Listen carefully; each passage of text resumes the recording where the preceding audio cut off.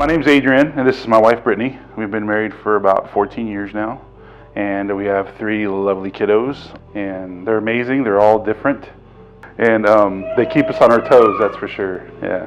And then currently we have one foster son. He is 8 months old. We got him directly from the hospital in July, so he's been with us since then.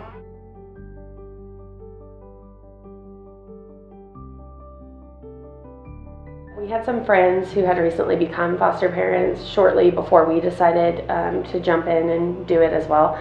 We always knew that eventually we would want to adopt after we had our youngest. She is 10 now, and so 10 years ago after we had her, we knew we were done having our own children, and we knew we wanted to continue to open our home to other children, but we just had to wait for the right time.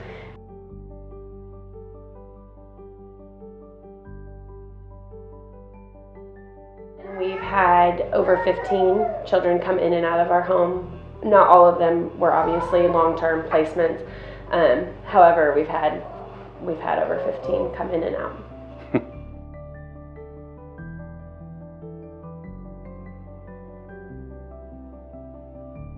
When we started, we were very particular. We only wanted to adopt.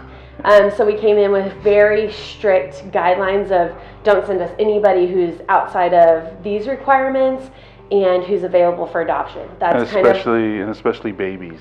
No babies. Don't send us babies. We wanted 5 to 7 year old and no babies. And through the classes, and then our very first phone call was complete opposite of what we had required or asked.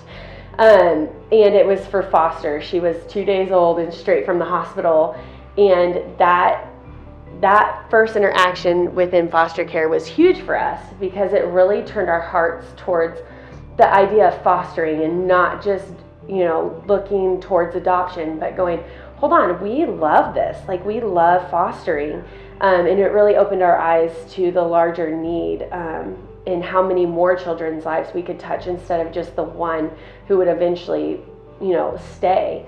So that's kind of, it's not what we signed up for, but it's everything that we could ask for.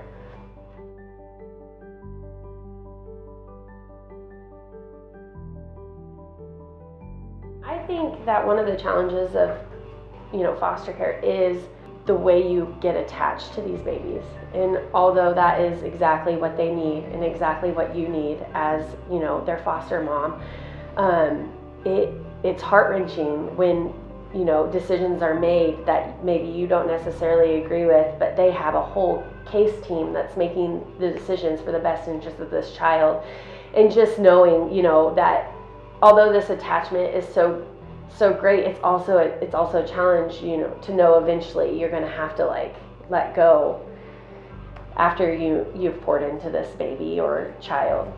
You're always going to have a challenge there because you're their mama and you're the papa, I guess you can say. So there's always going to be those day-to-day challenges, but I guess the biggest challenge for me is growing that attachment and being there for them. Sorry. I get really attached really easy. It's so and it's for one reason: we love hard. We don't love them like they're just a different child. They're one of us. They're a part of the Ramirez clan. We invite them right in, and they're, from that first day, they're a part of us. So we love them like they're our own, and there's no bounds, there's no limits, there's nothing.